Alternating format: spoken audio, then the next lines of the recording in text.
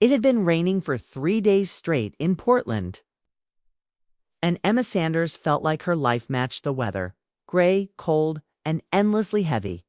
She sat at her kitchen table, a stack of unopened bills in front of her, and a rent notice pinned to the fridge. Her once neat apartment now looked tired. Dishes were piled in the sink, the curtains were half drawn, and the plants she used to love had started to wilt. She used to be the kind of person who found light in small things. But lately, even mornings felt hard to face. Emma was 32, a freelance graphic designer married for 7 years to Ryan, an engineer who seemed to have forgotten what love looked like. Their marriage used to be filled with laughter, late-night drives, and plans for a house by the lake. Now it was mostly silence. They lived like polite strangers sharing the same space, polite, distant, and endlessly tired. She told herself things would get better, but deep down, she knew they were slowly falling apart. The rent was 3 weeks late. Emma had promised her landlord she would pay soon, but her client payment had been delayed again. Every morning she told herself she would figure something out. Every night she ended up staring at the same overdue notice. When she heard a knock on the door one rainy evening, her heart dropped. She already knew who it was. When she opened the door, Mark Reynolds, her landlord, stood there, tall, composed, and holding a clipboard. But his expression wasn't cold or angry. It was concerned. Mark was in his late 30s, quiet but warm in a way that made people feel safe. He had taken over the apartment building after his father passed away. And everyone liked him because he cared. He fixed things himself, remembered birthdays, and always greeted people by name. "Hi, Emma," he said gently. "I just wanted to check in about the rent. Is everything okay?" She hesitated, feeling a lump rise in her throat. "It's been a hard month," she said quietly. "Work's been slow. I'm waiting on a payment." He nodded. "I figured it might be something like that. You don't usually fall behind." Something about his calm tone made her relax a little. He wasn't there to scold her. He looked around the apartment, noticing the dim light, the unopened mail, the untouched dinner on the counter. "You've had better days," he said softly. Emma gave a small, tired laugh. "That obvious, huh?" He smiled faintly. "You used to come down to the garden every morning. Haven't seen you there in a while." The way he said it caught her off guard. He noticed that. She hadn't realized anyone had. That little garden used to be her favorite place, where she sketched, drank coffee, and felt the world slow down. But lately she had stopped going. Mark stayed a few more minutes, talking not like a landlord but like a friend. He didn't rush her or offer empty words. When he left, he said quietly, "Don't stress too much, okay? I'll hold off on the late fees. Just let me know if you need anything fixed around here." When the door closed, Emma leaned against it, exhaling. For the first time in weeks, someone had spoken to her with kindness, not pity, not annoyance, just kindness. Later that night, when Ryan came home, she mentioned that Mark had stopped by. "He's being patient about the rent," she said, hoping Ryan would understand the relief she felt. But Ryan barely looked up from his phone. "You should have paid it weeks ago," he muttered. "I told you to plan better." Emma didn't argue. She just nodded, though her chest ached. They hadn't had a real conversation in months. Even when they sat on the same couch, they felt miles apart. She missed the way he used to hold her hand when watching movies, how he used to make her laugh when she was stressed. Now, they only shared silence. The next morning, when she went downstairs to check the mailbox, she found a small potted plant on her doorstep. A note attached to read, "For your window. Thought your apartment could use some color? Mark." She stood there for a long moment, the cold air brushing against her skin. It was a simple gesture, but it meant more than she could say. She placed the plant on her kitchen windowsill, right where the sunlight touched in the morning. For the first time in a while, she smiled. Over the next week, Mark came by twice to check on maintenance: a dripping faucet, a squeaky window hinge. He worked quietly, sleeves rolled up, his manner calm and unhurried. Emma offered him coffee each time, and they talked while he worked. He told her about his father, about how he grew up fixing things around the same building. She told him about her design work, her love for painting, how she used to dream of opening a small art studio one day. There was nothing improper in their conversations. It's just two people talking. But something soft and complicated began to grow in the quiet between words. It wasn't love. Not yet. It was recognition. A sense that someone finally saw her again. One evening, after another long day of silence with Ryan, she received a text from Mark. "How's the plant doing?" She smiled and replied, "Still alive." "That's an achievement in my house lately," he texted back. "I'll take that as good news." Then, after a pause, another message came. "By the way, don't worry about this month's rent. We'll sort it out next time. Just focus on getting back on your feet." Emma stared at her phone, unsure how to respond. No one had shown her that kind of grace in a long time. She typed a dozen replies before settling on, "Thank you. I don't know what to say." "You don't need to," he replied. Sometimes kindness doesn't need words. That night she couldn't sleep. The rain had stopped and the city lights shimmered on the wet streets below. She stood by her window, looking at the plant Mark had given her. For the first time in months, she felt something stir inside. Not excitement, but aliveness. The next morning she woke up early, made coffee, and walked down to the garden. The air was crisp and the flowers were glistening from the rain. As she sat on the bench, she saw Mark in the distance, fixing the gate. He looked up, surprised to see her. She waved. He smiled. It was small, simple, but it warmed her more than she expected. From that day, she started spending her mornings there again. Sometimes Mark joined her with coffee. Sometimes they just exchanged smiles from across the yard. Emma began to feel lighter. Yet deep down, she also felt a quiet guilt she couldn't name. Ryan was still her husband. Even if they were distant, even if he didn't seem to care. The ring on her finger still meant something. But then came the night everything changed. Ryan was working late again. And Emma was sitting by the window when the power went out in the building. The whole street went dark. A few minutes later, she heard a knock. When she opened the door, Mark was standing there with a flashlight. "Just checking everyone's okay," he said. "The power line's down. Should be back soon." "Thanks," she said softly, holding the door open. The beam of his flashlight reflected off her face, and for a moment, neither of them spoke. Mark looked at her, his voice quieter now. "Emma, you don't have to carry everything alone. You know that, right?" Her throat tightened. "Sometimes I don't have a choice." He nodded slowly, eyes full of something she couldn't name. Empathy, warmth, maybe longing. "You always have a choice," he said. Then he stepped back into the hallway, leaving her with his words echoing in her heart. That night, Emma lay awake long after the power returned, staring at the ceiling. She knew she was standing at the edge of something she hadn't asked for. Something dangerous, but something that made her feel alive again. She didn't know if it was wrong or inevitable. She only knew that when Mark looked at her. She didn't feel invisible anymore, and that realization scared her more than anything else. After the power outage, something between Emma and Mark quietly shifted. They didn't talk about it, but they both felt it. It wasn't a confession or an act, just a shared understanding that went deeper than either of them expected. Emma started noticing things she hadn't before. The way his voice softened when he spoke to her. The way he looked at her like he was seeing someone he didn't want to lose. The next few days passed quietly. Ryan was busier than ever, leaving early, coming home late. He said it was for a work project, but he barely spoke to her even when he was home. Emma stopped trying to fill the silence. She used to ask about his day, cook dinner, make small talk. Now she just moved around him like a shadow. One Friday morning she went down to the garden again. The air smelled of wet earth and lavender. She sat on the old wooden bench, sketchbook in hand, pretending to draw while her mind drifted. She didn't expect Mark to come by, but he did.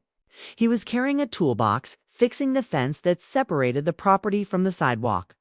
"Morning," he said, looking up with a smile that made her forget the chill in the air. "Morning," she replied softly. He worked quietly, but every now and then their eyes met. It was strange how silence between them felt easy, not uncomfortable. When he finished, he came to sit beside her on the bench. "I forgot how peaceful it is here," he said, looking around. Emma smiled faintly. You own the place and never come down." He shrugged. "I used to. Then life got busy. You know how that goes." She nodded, tracing lines in her sketchbook. "Yeah, I know exactly how that goes." They sat like that for a while, two people who didn't need to explain their loneliness. Before he left, he asked, "Are you doing okay?" She wanted to lie, to say she was fine, but she couldn't. "I'm trying," she admitted. He gave a quiet nod, as if he understood more than she said. That evening, Ryan came home late again. He smelled faintly of perfume, not hers. Emma didn't say anything. She just looked at him, and for a moment she thought she saw guilt flicker in his eyes. But then he turned away, tossing his jacket on the chair. "Don't start," he muttered. She didn't. Instead, she went to bed early, tears burning in her eyes but never falling. She had cried too much over him already. The next morning she found an envelope slipped under her door. Inside was a note. "The fence is fixed. Thought you might like some company for coffee later?" No pressure. Her heart raced as she read it. It wasn't romantic, at least not on paper. But there was something about the way he wrote "no pressure" that felt gentle, patient, and human, something she hadn't felt in years. Later that afternoon, she walked down to the little cafe at the corner of the street. Mark was already there, sitting by the window with 2 cups on the table. He looked up and smiled when she walked in, like he'd been waiting just for her. They talked for hours about work, about family, about everything and nothing. She told him how she had once dreamed of opening a small art studio, but life had taken her in another direction. He told her how he'd never really planned to be a landlord, but ended up taking over after his father's death. There was something freeing about talking to someone who didn't expect her to be perfect when she finally stood to leave. Mark reached out, just brushing her hand. It wasn't deliberate, just a moment that hung between them. She felt warmth rush through her, and it scared her. "Thanks for the coffee," she said. "Stepping back?" "Any time," he replied quietly as she walked home. She couldn't stop thinking about that brief touch. It wasn't wrong, not really, but it wasn't right either. She loved Ryan, or at least she thought she still did. But what kind of love was left when you were invisible in your own marriage? Days turned into weeks, and her conversations with Mark became more frequent. Sometimes they texted about simple things, the leaky pipe, the garden, the weather. But other times their messages drifted into something deeper. He asked how she was sleeping. She asked how his week was going. It felt natural, easy. One evening she found him in the parking lot fixing a tenant's broken light. She brought him a thermos of coffee without thinking. He looked surprised but grateful. "You didn't have to," he said. "I wanted to," she replied. When he took the thermos, their fingers brushed again, and this time neither of them looked away. There was a quiet storm in that glance, one of longing, guilt, and understanding all mixed together. After that night, Emma avoided him for days, afraid of what she was feeling. She threw herself into work, trying to ignore the pull in her chest. But every time she passed by the window, she found herself looking for him. Then came the night everything changed again. Ryan didn't come home. He sent a text saying he was working late. It was almost midnight when Emma gave up waiting. The silence of the apartment felt unbearable. She stepped outside just to breathe, wrapping her sweater around her shoulders. The lights in Mark's office were still on. He saw her and stepped out. "Couldn't sleep either?" he asked. She shook her head. "No, it's been one of those nights." He nodded, walking closer. "You look like you've been holding everything in for too long." She laughed bitterly. "That's probably true." For a while, they just stood there under the dim porch light. Then she said quietly, "I feel like I'm losing myself, Mark. Every day a little more." He looked at her with eyes full of empathy. "You're not lost. You're just stuck. It happens." "Maybe," she said, her voice trembling. "But what if I can't find my way back?" Mark took a small step closer, close enough that she could feel his warmth in the cool air. "Then maybe you stop trying to go back," he said softly. "Maybe you start moving forward." Emma looked up at him, and in that moment, every wall she had built around herself cracked a little. There was no kiss, no confession, just a long, aching silence that said everything they couldn't. Finally, she stepped back, her voice barely above a whisper. I should go. He nodded slowly. Good night, Emma. Good night, she said, turning away before he could see the tears in her eyes. That night, she sat on her bed, staring at her wedding ring. It felt heavy, like a reminder of promises that no longer had meaning. She wasn't proud of her feelings. She didn't want to betray anyone. But she couldn't deny that Mark had become the only person who made her feel alive again. The next morning, she woke up to another note under her door. Didn't mean to make last night awkward. I just care about you. She smiled sadly, running her thumb over the words. She didn't reply, but she didn't throw the note away either. She kept it in her drawer, a quiet secret she wasn't ready to face. Days passed. Ryan came and went like a ghost, barely noticing her silence. Emma stopped trying to explain herself to him. She stopped expecting warmth where there was none. Mark, on the other hand, didn't push. He gave her space, but his presence was always there. Small gestures, quiet looks, a gentle reminder that she wasn't alone. Then, one Sunday afternoon, she saw him in the parking lot again. Their eyes met, and this time, she didn't look away. She walked up to him and said softly, Thank you. For everything. For seeing me. He looked at her for a long moment. You deserve to be seen, Emma. And though neither of them said it, they both knew this was no longer just kindness. It was something else. Something that would test every boundary they had left. As Emma walked back to her apartment, her heart was a storm, guilt, confusion, and a fragile kind of hope she hadn't felt in years. She didn't know where this path would lead. But she knew one thing for sure. Her life was about to change in ways she couldn't undo. For days after that Sunday, Emma couldn't think straight.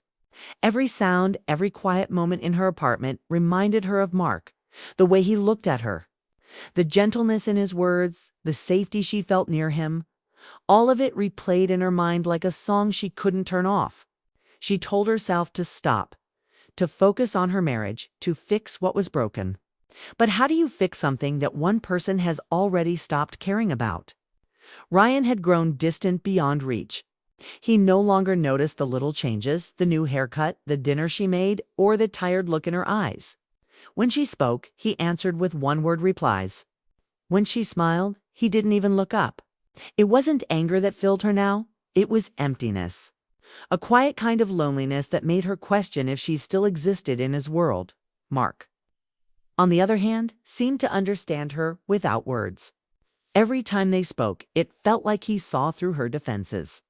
He never pushed, never asked for anything, but his kindness was enough to stir something deep inside her. It wasn't about rent anymore. It hadn't been for a long time. It was about connection, something she had been starving for. One evening, she came home to find Ryan packing an overnight bag. I'm heading to Seattle, he said flatly. Work trip. I'll be back in 2 days. Emma nodded, trying to sound casual. Okay, have a safe trip. He gave a short nod, grabbed his keys, and left. The sound of the door closing behind him echoed in the apartment. She stood there for a long time, realizing how used to his absence she had become. That night she couldn't sleep. Her mind raced between guilt and relief. She needed to get out, breathe, think. Without realizing it, she found herself walking toward the garden. The sky was overcast and the city was quiet. She sat on the bench, staring at the flowers she used to care for, when a familiar voice broke the silence. Couldn't sleep either. Mark asked softly. She looked up to see him standing there, hands in his pockets. No, she said. It's been one of those nights again. He nodded and sat beside her. For a moment, neither of them spoke. The air was cool and the only sound was the soft rustle of leaves. Finally, he said, I don't want to make things harder for you, Emma. You haven't, she said quickly. You've been the only person who's made things easier. Mark turned to her, his eyes calm but filled with emotion. That's not true. I've made it complicated. She shook her head. No, you've been kind. You've listened. That's not complicated. That's human. He sighed, looking away. I'm not proud of how I feel, he admitted quietly. But I can't pretend I don't care about you. The words hung in the air, fragile and dangerous. Emma's heart pounded. She didn't answer right away. She couldn't. She just looked at him, her throat tight. Finally, she said softly, "You're not the only one." Mark looked at her, searching her face for what she meant. "Emma," he began, but she cut him off. "I don't know when it happened," she said, her voice trembling. "Maybe it was the day you brought that plant, or when you fixed the faucet. But you made me feel seen again. And that scared me more than anything." Mark's hand tightened on the bench like he was fighting the urge to reach for her. "You deserve to be seen," he said. "You deserve to be loved the right way." Her eyes filled with tears, but she blinked them away. "The right way," she repeated quietly. "I don't even know what that feels like anymore." They sat there in silence, both knowing that one wrong word could cross a line they couldn't return from. Finally, Emma stood. "I should go," she said, her voice barely above a whisper. He nodded, his eyes never leaving hers. "Good night, Emma." "Good night," she said. Oh, it didn't feel like goodbye. She walked back to her apartment with her heart pounding and her thoughts spinning. Inside, she sat on the edge of her bed, staring at the plant by the window. It had grown stronger, greener, like it had been cared for. She wondered if that's all people really needed. Care, attention, a reason to bloom again. The next morning, she woke up early, restless. She went for a walk around the block, trying to clear her head. The city was waking up slowly. Coffee shops opening, cars passing by. She realized how small her world had become, her apartment, her fading marriage, and the quiet ache of wanting more. When she returned, she found Mark standing near her door, holding an envelope. "I was just dropping this off," he said, startled to see her. "What is it?" she asked. "Your lease renewal," he said quickly. "It's due next week." "I didn't mean to bother you." She took the envelope, their fingers brushing again. That simple touch felt heavier now, filled with all the things they hadn't said. "You're never a bother," she said softly. Mark hesitated, then spoke in a low voice. "Emma, you don't have to renew if you don't want to. Sometimes a change of place helps you breathe again." His words hit her like a wave. "You think I should leave?" she asked. He shook his head. "I think you should choose what brings you peace." That night she sat on the floor, surrounded by bills, her lease papers, and the note he'd once left her. For the first time, she admitted the truth to herself. She wasn't in love with Ryan anymore. She had been holding on to a memory, not a marriage. What she felt for Mark wasn't wrong because it was real. It was wrong because it happened too late. The next day, Ryan came home from Seattle. He was distracted, barely making eye contact. When Emma asked about the trip, he gave vague answers. Finally, she asked quietly, "Are you seeing someone else?" Ryan froze, then sighed. "Emma, things haven't been right between us for a long time." She waited, her chest tight. "So that's a yes." He nodded slightly. "I didn't plan it. It just happened." Emma felt her heart ache, but not in the way she expected. It wasn't betrayal that hurt, it was confirmation of what she already knew. Their love had ended long before this moment. "I think we should end this before we hurt each other more," she said quietly. Ryan didn't argue. He simply nodded, almost relieved. "Maybe you're right." That night, Emma packed a small bag and stayed in a motel. She sat on the bed, staring at the ceiling, feeling this strange calm that comes after a storm. It wasn't joy, but it was freedom. The next morning, she returned to the apartment only to find Mark waiting outside, looking worried. "I heard from one of the neighbors that you left last night," he said. "Are you okay?" Emma nodded. "I'm fine. Ryan and I are done." Mark didn't say anything for a moment. Then, quietly, "I'm sorry." "Don't be," she said. "It was time." They stood there, the morning light spilling between them. Everything felt new, fragile, uncertain, but honest. Mark took a step closer. "You don't owe me anything, Emma. Not rent, not explanations. But I need to tell you something before you go." She looked at him, her heart beating faster. He took a breath. "I didn't help you because I wanted anything in return. I did it because I saw someone worth helping. someone who deserved more than she was getting. Her eyes softened. "And what if I want to stay?" she asked quietly. Mark smiled faintly. "Then stay. But stay for you, not for me." That simple line broke something open inside her, a truth she had been avoiding. For the first time in years, she realized she didn't need someone to save her. She just needed to choose herself. Over the next few weeks, Emma found a small art studio downtown. She started painting again, taking on new clients, and filling her days with purpose. Ryan moved out of the city, and they parted peacefully.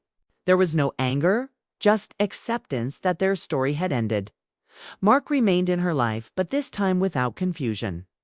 They met for coffee, shared laughter, and built a friendship that felt grounded and real. The spark between them was still there. But they both knew that sometimes the best love begins only after healing. One evening, months later, Emma stood by her apartment window, watching the sunset. The same plant Mark had given her was now full of green leaves, thriving. She smiled softly, realizing it mirrored her own growth. Her phone buzzed a message from Mark. "Coffee? Tomorrow." She replied, "Only if you promise not to bring Elise this time." His response came quickly. "Deal?" Emma laughed quietly. She didn't know what the future held, but for the first time, she wasn't afraid of it. Sometimes love doesn't come to rescue you. It comes to remind you that you're capable of saving yourself. And as the city lights flickered to life outside her window, Emma knew one thing for certain. She had finally found her way back to herself.